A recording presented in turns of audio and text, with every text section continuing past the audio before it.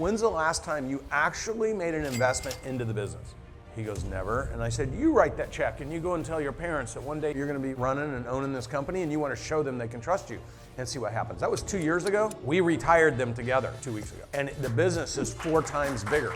Elena runs a relationship mastermind. The relationship mastermind isn't just for husband and wife that work together. How many of you have spouses you work together?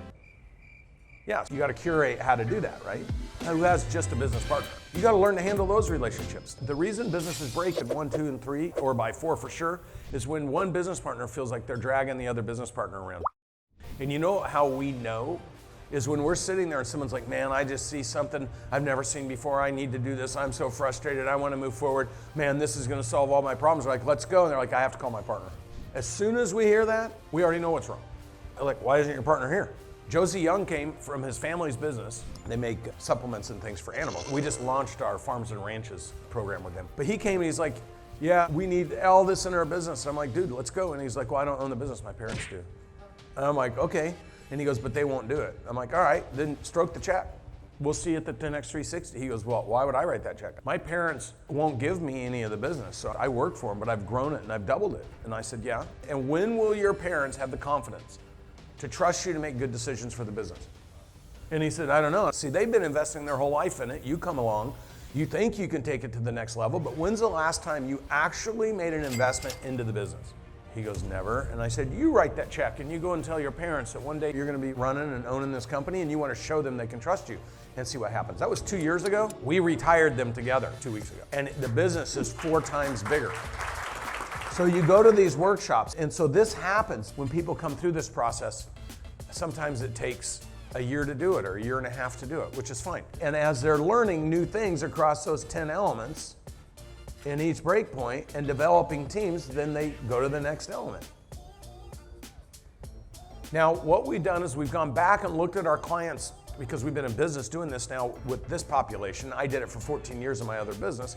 Those businesses outperform their peer group 3.5 to 15 times in size and value, but we didn't have the evidence for this community, the 10X community. And so now we go back and we look at the Silvas. We look at the people we've been with for at least 3 years. What's happened with their business? What sequence did they go through the programs? Who did they send to the programs or bring with them? And then what did they do with them when they went home? And we've been able to follow all this data and all this activity. And in the middle of the year, I was asked a question at the Bahamas Mastermind, which is, hey, if you wanted to go on the same track as those people go, because here's the next thing. Once you go through the workshops from here, the next thing you do is you go into platforming. And what platforming is, it's that 0 to 125 million. It starts with our research team interviewing you, finding it through the 10 elements, and then they curate it for 2 months, working with your teams. You introduce them to your accountants, you scramble and try to figure out how to get us data. And we fight through that and slug through it for the first 2 months. Then the second 2 months, they give all that stuff to our research team. The research team takes it and starts looking at big data, competitive analysis, look-alike marketplaces and industries, businesses, where you're at versus what they do, and they build your scaling model, your expansion model, your competitive advantage model, your perfect avatar client model, all the formats that most business owners have no clue what to do, and it's what impedes when they get to a certain place. They just keep doing what they know works, which when you do that, and you're growing like this, and then all of a sudden you plateau like that. The problem with that is your money's worth 40% less than it was 3 years ago.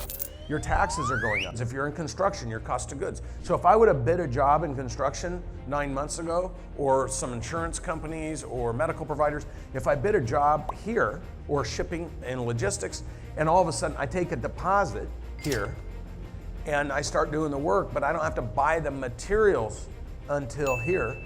Now all of a sudden I go to buy the materials, but they're not there, they're here. All costs, if you own restaurants, if you're shipping logistics, now the cost of shipping and logistics coming down, but if you're in electronic, whatever you're in, costs are up on average 38% more for the same thing. And your taxes are up, and your employees expect to get paid more every year, true or false. So there comes a point, if you're flat, where all of a sudden you're losing money. And then what that looks like is I gotta cut costs and I gotta sell the business and I don't know, I gotta make other decisions, and panic sets in. If you can get ahead of all of that and curate your business and know what to do in the situation, for example, if all of a sudden you're confronted with pressure, what do?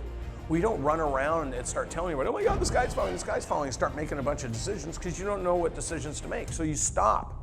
If you're in our program, you call us.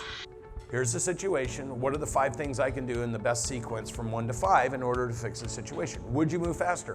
Of course, especially if you're working against a roadmap.